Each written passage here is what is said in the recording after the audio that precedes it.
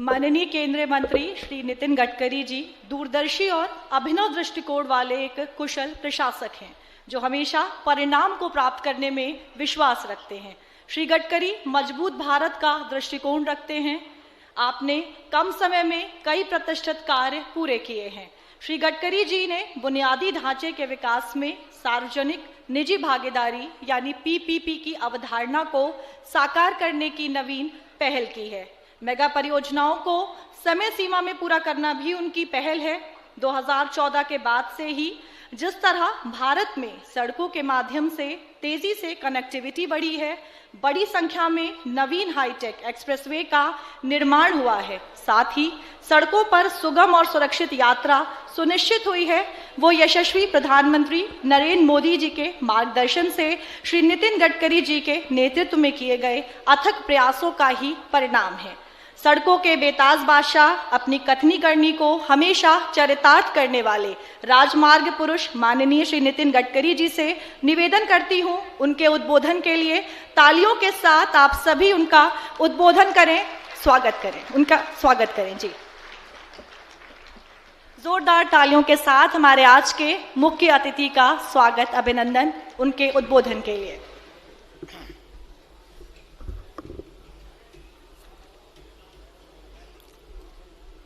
उत्तर प्रदेश सरकार के सम्माननीय मंत्री श्री दिनेश प्रताप सिंह जी, हमारे प्रयागराज के एमपी पार्लियामेंट में मेरी सहयोगी श्रीमती केशरी देवी पटेल, हमारे प्रतापगढ़ के एमपी आदरणीय संगमलाल गुप्ता जी, आदरणीय वीरेंद्र तिवारी जी, एमएलए श्रीमती आदित्य सिंह जी, मंच पर उपस्थित दयाशंकर सिंह जी, उपस्थित सभी विधायकगण, पूर्व विधायकगण, अधिकारीगण और उपस्थित सभी भाई और बहनों, पिछले अनेक दिनों से दिनेश प्रताप सिंह जी मुझे आग्रह से कह रहे थे कि मैंने रायबरेली आना चाहिए। मैंने उनको ये कहा था कि प्रतापगढ़ में कार्यक्रम करेंगे और रायबरेली के जो कार्यक्रम है वो प्रतापगढ़ में ही करेंगे। तो उन्होंने आग्रह से कहा था कि नहीं, आपको किसी भी हालत में, मेरी इच्छा है आप एक बार रायबरेली आइए। उन्होंने आग्रह किया, कार्यक्रम बना और आज सबका, आप सबका दर्शन करने का सौभाग्य मुझे मिला। ये मेरे लिए बहुत ही अभिमान का विषय है। मैंने अपने ऑफिस में दिल्ली में American president John F Kennedy ji का एक स्टेटमेंट लिख कर रखा है। जॉन एफ कैनेडी जी ने कहा था कि American roads are not good because America is rich, but America is rich because American roads are good.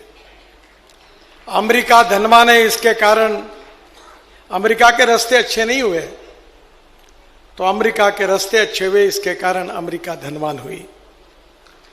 मुझे बहुत खुशी है कि मैं युवा अवस्था में पहली बार महाराष्ट्र में मंत्री बना, मुंबई में। तो मुंबई में 55 उड्डान पुल बनाने का सौभाग्य मुझे मिला। आप जब मुंबई में जाते होंगे तो समुद्र में एक बहुत बड़ा सेतु बना है, वर्ली बांद्रा सी लिंक, वो भी बनाने का सौभाग्य मुझे मिला। और मुंबई और पुणे के बीच में मैंने देश का पहला एक्सप्रेस हाईवे बनाया। जब अटल बिहारी वाजपेयी जी को इस बात का पता चला, उनने मुझे दिल्ली बुलाया और उनने मुझे कहा कि शहरों में तो अच्छे रोड बने हैं, पर हिंदुस्तान की आबादी गांव में रहती है और गांव के लोगों को आज भी, स्वाधीनता के इतने साल होने के बाद में भी, गांव के लोगों के लिए अच्छे रोड नहीं है। अटल जी ने मेरे ऊपर जिम्मेदारी दी, मेरे अध्यक्षता में एक समिति तैयार की गई और मैंने 3 महीने में अध्ययन करके अटल बिहारी वाजपेयी जी को अपना रिपोर्ट सौंपा और 15 दिन के अंदर उस समय देश के राष्ट्रपति अब्दुल कलाम साहब ने उस योजना को जाहिर किया था जिसका नाम प्रधानमंत्री ग्राम सड़क योजना था। आज हिंदुस्तान के 6.5 लाख गांवों में से करीब 3,80,000 गांवों को मजबूत रोड से जोड़ने का हिंदुस्तान के इतिहास में किसी ने काम किया है तो उस व्यक्ति का नाम अटल बिहारी वाजपेयी है। और मुझे बहुत खुशी है कि वो कार्य करने का सौभाग्य मुझे मिला। बहनों और भाइयों, 2014 में आपके आशीर्वाद से हमारे देश में प्रधानमंत्री नरेंद्र मोदी जी के नेतृत्व में हमारी सरकार आई और ये सरकार आने के बाद मुझे रोड ट्रांसपोर्ट का मंत्री बनने का सौभाग्य मिला। मुझे बड़े विश्वास के साथ और अभिमान के साथ आपको बताना है कि जब मैं मंत्री बना तब उत्तर प्रदेश में 7,643 किलोमीटर राष्ट्रीय महामार्ग था और आज उत्तर प्रदेश में 13,000 किलोमीटर से ज्यादा राष्ट्रीय महामार्ग है। हर जिले में मैं जाता हूं, वहां के सांसद और एमएलए ये कहते हैं कि नितिन गडकरी जी ने सबसे ज्यादा हमारे जिले को दिया। अभी मैं जौनपुर में था तो वो यही कह रहे थे। मैं किसी भी राज्य में जाता हूं तो लोग कहते हैं हमको सबसे ज्यादा मिला है। अभी हमारी बहन जी प्रताप हमारे प्रयागराज की सांसद भी कह रहे थे कि आपने बहुत कुछ दिया। मैंने क्या दिया? जो आपका था वो आपके पास पहुंचाने का काम किया। ये देश का विकास होना चाहिए, यह देश सुखी समृद्ध और संपन्न बनना चाहिए। गांव, गरीब, मजदूर, किसान का कल्याण होना चाहिए। केवल स्मार्ट सिटीज नहीं, स्मार्ट विलेजेस बनने चाहिए। गांधी जी कहते थे कि हमारा देश गांव में रहता है। 85 से 90% आबादी उस समय गांव में रहती थी, पर धीरे धीरे लोग गांव छोड़कर चले गए। मुंबई, दिल्ली, कलकत्ता, चेन्नई, लखनऊ, पुणे, बेंगलोर, मैंगलोर, बड़े बड़े शहरों की आबादी बढ़ गई। अभी मैं जौनपुर था तो जौनपुर से काफी लोग मुंबई में आए हैं। कोई खुशी से नहीं आता, लोग मजबूरी से आए। गांव में रोजगार नहीं था। उस समय किसानों के खेती में उनके उपज का सही दाम नहीं था। गांव में अच्छी स्कूल नहीं थी। स्कूल की बिल्डिंग थी तो टीचर नहीं थे, टीचर थे तो बिल्डिंग नहीं थी, दोनों थे तो विद्यार्थी नहीं थे, तीनों थे तो पढ़ाई नहीं थी। अस्पताल की हालत भी खराब थी। डॉक्टर है तो नर्स नहीं, नर्स है तो डॉक्टर नहीं, दोनों है तो दवाई नहीं, तीनों है तो कौन मरने के लिए जाए, ऐसी दवाखानों की हालत। युवाओं को रोजगार नहीं था। हम ऐसा भारत निर्माण करना चाहते हैं कि जहां गांवों में रोजगार निर्माण हो, खेती में खुशहालियां है। मैं किसान हूं और मैं ऐसे क्षेत्र से आता हूं जहां 10,000 किसानों ने आत्महत्या की। मैं महाराष्ट्र के विदर्भ के क्षेत्र से आता हूं। मैं वहां 3 चीनी मिलें चलाता हूं। वहां मैंने परिस्थिति देखी। किसानों का विकास करने के लिए हमें और कार्य करने की आवश्यकता है। बहनों और भाइयों, अगर गांव समृद्ध संपन्न बनेंगे तो हमारे युवा लड़के क्यों लखनऊ, पूना, बेंगलोर, मुंबई, कलकत्ता, दिल्ली, चेन्नई क्यों जाएंगे? क्या यह संभव नहीं है? क्या गांवों का विकास नहीं हो सकता? क्या जवान लोगों को रोजगार नहीं मिल सकता? मैं 2004 से लेकर एक मिशन के रूप में काम कर रहा था कि हमारे देश में 16 लाख करोड़ का पेट्रोल और डीजल इंपोर्ट होता है। हमने तय किया था कि हमारे देश का किसान इस देश को लगने वाली ऊर्जा तैयार करेगा। मैं खुद 3 चीनी मिलें चलाता हूं और वहां से अब इथेनॉल बनता है और मुझे बड़ी खुशी हो रही है। मैंने अभी हमारे ट्रांसपोर्ट मंत्री जी उपस्थित है, उनको अनुरोध किया कि इंडियन ऑयल कंपनी ने मेरे अनुरोध पर अब 400 इथेनॉल के पंप गांव में शुरू करने का निर्णय किया है। हमारे किसान, उनके बच्चे मोटरसाइकिल, स्कूटर, ऑटो रिक्शा और कार चलाते हैं। अब पेट्रोल की गाड़ियों की जरूरत नहीं है। अब टोयोटा कंपनी की फ्लेक्स इंजन में कार आ रही है, पेट्रोल के बजाय 100% इथेनॉल पर काम करेगी। इतना ही नहीं तो बजाज, टीवीएस, हीरो, होंडा मैंने खुद मोटरसाइकिल लॉन्च की, मैं ट्रांसपोर्ट मंत्री हूं, वो किसानों ने तैयार किए हुए इथेनॉल पे चलती है। मेरे पास इलेक्ट्रिक की कार है और पानी से जो हाइड्रोजन निकलता है उसके ऊपर चलने वाली भी कार मेरे घर पर है, उसमें भी मैं घूमता हूं। बीच में योगी जी को भी मैंने घर उनके उत्तर प्रदेश भवन तक छोड़ा था। यह संभव है। इस देश का किसान केवल अन्नदाता नहीं है, वो ऊर्जादाता बन गया है। आपके रायबरेली जिले को, रायबरेली शहर और जिले को जितनी बिजली तैयार लगती है उतनी तो हम तैयार करते हैं। यह किसान बिजली तैयार कर सकता है। यह किसान पेट्रोल डीजल का अल्टरनेटिव दे सकता है। Ethanol, methanol, biodiesel, bio LNG, bio CNG, electric और हाइड्रोजन। आपके यहां जो परली तैयार होती है राइस स्ट्रॉ, उससे मैं बायो सीएनजी और बायो एलएनजी बनाता हूं। देश का पहला ट्रैक्टर मेरा खुद का मैंने बायो सीएनजी पर कन्वर्ट किया है। मैं ट्रांसपोर्ट का मंत्री हूं, हवा की बात नहीं कर रहा हूं। मैं आपसे अनुरोध करूंगा कि हमारा किसान अन्नदाता बना है, ऊर्जादाता बना है।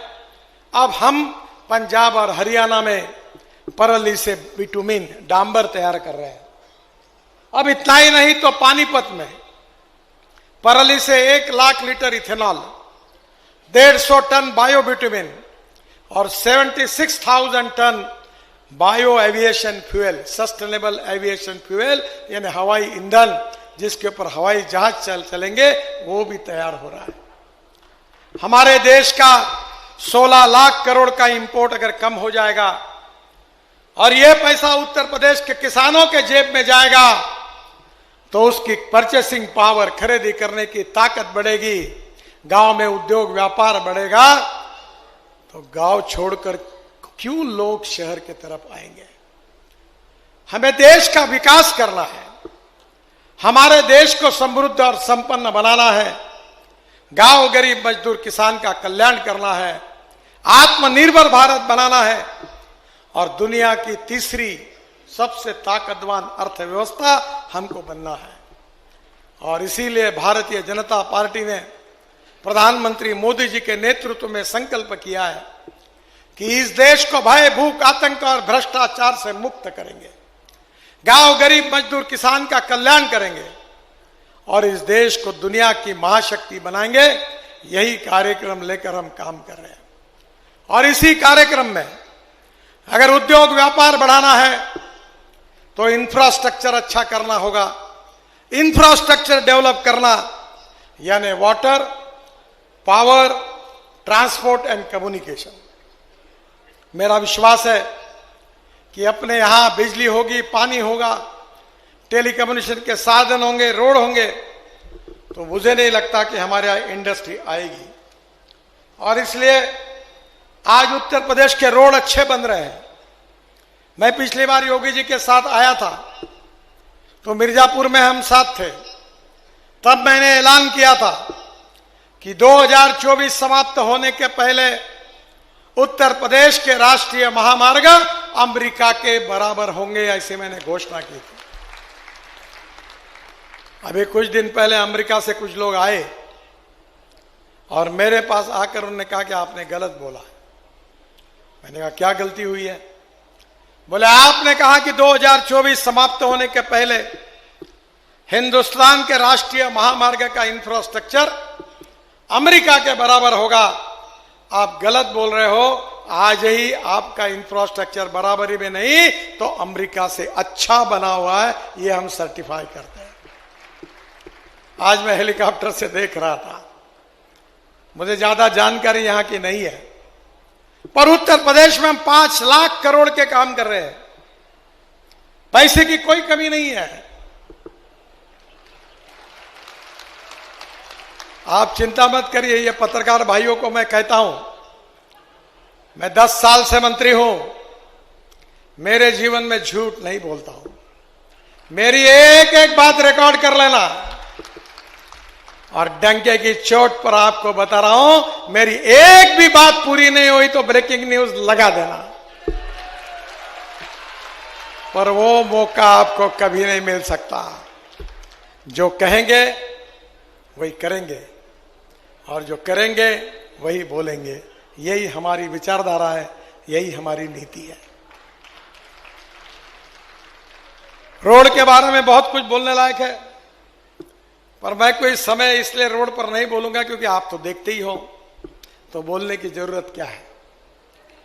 पर आज यहां रायबरेली में हमारे मंत्री जी ने भी कुछ मांगे की है और विशेष रूप से उन्होंने जो मांगे की है, दिनेश सिंह जी ने, उन्होंने कहा है कि उत्तर प्रदेश सरकार में रायबरेली से लखनऊ मार्ग पर बछरावा में बाईपास बनाने का आग्रह किया है।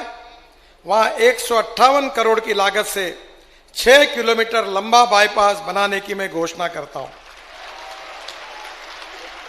रायबरेली से लालगंज 4 लेन 30 किलोमीटर रोड काम करने की बात उन्होंने कही है, मैं उसको मंजूरी करता हूं। 6 महीने के अंदर यह काम शुरू हो जाएगा। रायबरेली से लखनऊ मार्ग में मोहनलालगंज में 323 करोड़ की लागत से 14 किलोमीटर 4 लेन बाईपास की भी मैं घोषणा कर रहा हूं। सुल्तानपुर से लखनऊ तक 1 से 34 किलोमीटर 4 लेन मार्ग बन गया है। इसमें 3 बाईपास बनाने की मैं घोषणा कर रहा हूं। गोसाईगंज में 148 करोड़ की लागत से 6 किलोमीटर 4 लेन, गंगागंज में 180 करोड़ की लागत से 6 किलोमीटर 4 लेन और हैदरगंज में 213 करोड़ की लागत से 9 किलोमीटर 4 लेन बाईपास बनाया जाएगा। ये जल्दी 6 महीने के अंदर ये काम शुरू हो जाएंगे। आदरणीय संगमलाल गुप्ता जी ने, प्रतापगढ़ के सांसद हैं, उन्होंने कुछ मांगे की है। गोड़े रेलवे क्रॉसिंग से संग्रामपुर तक 2 kilometre service lane, Pratapgarh medical college में 1 किलोमीटर की सर्विस लेन तथा नाले का निर्माण, मुकुंदपुर चौराहे से बाबा बेलखरनाथ धाम से शनि धाम होते हुए विश्वनाथगंज बाजार तक 40 किलोमीटर सड़क का निर्माण। उनकी तीनों मांगे मैं पूरी कर रहा हूं, ऐसी घोषणा करता हूं। बाकी भी लोगों ने बहुत पत्र दिए हैं, मैं उनके भी काम करा दूंगा। मुझे विश्वास है कि हम उत्तर प्रदेश में काफी बड़े बड़े काम कर रहे हैं। अयोध्या में 70,000 करोड़ का काम कर रहे हैं। आदरणीय हमारे श्रद्धेय भगवान गौतम बुद्ध, जिनके बुद्ध सर्किट में वाराणसी से लेकर लुम्बिनी तक सब हमने 22,000 करोड़ का बुद्ध सर्किट बनाया है। अयोध्या सर्किट 70,000 करोड़ का बना रहे हैं। यूपी में हम लोग ग्रीन एक्सप्रेस हाईवे बना रहे हैं। मेरा विश्वास है कि आने वाले समय में योगी जी के नेतृत्व में यूपी प्रगतिशील, समृद्ध और संपन्न राज्य बनेगा। यहां प्रगति और विकास होगा। नौजवानों के हाथों को काम मिलेगा, किसानों की प्रगति और विकास होगा। अगर केवल स्मार्ट शहर नहीं तो स्मार्ट विलेजेस होंगे और गांव गरीब मजदूर किसान का कल्याण होगा। यही मेरा विश्वास है।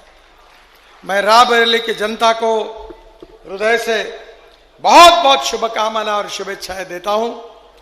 मुझे हेलीकॉप्टर 6 बजे के पहले उतरना है और इसलिए स्वाभाविक रूप से जाने की जल्दी है। मैं फिर से एक बार आप सबको बहुत बहुत बधाई देता हूं। मंच पर उपस्थित सभी नेताओं को भी बहुत बहुत धन्यवाद देता हूं। लालगंज का छोटा सा 2 किलोमीटर का बाईपास है। लालगंज का छोटा सा 2 किलोमीटर का बाईपास, अब न मुझे लालगंज मालूम है न बाईपास मालूम है, पर मैं उसको मंजूर कर देता हूं। बहुत बहुत धन्यवाद। नमस्कार। मेरे साथ जोर से कहिए, भारत माता की, भारत माता की, भारत माता की। नमस्कार। बहुत बहुत धन्यवाद माननीय। अब मैं निवेदन करूंगी माननीय विधायिका अदिति सिंह जी से कि वो संक्षेप में अपना धन्यवाद उद्बोधन यहां आकर दें।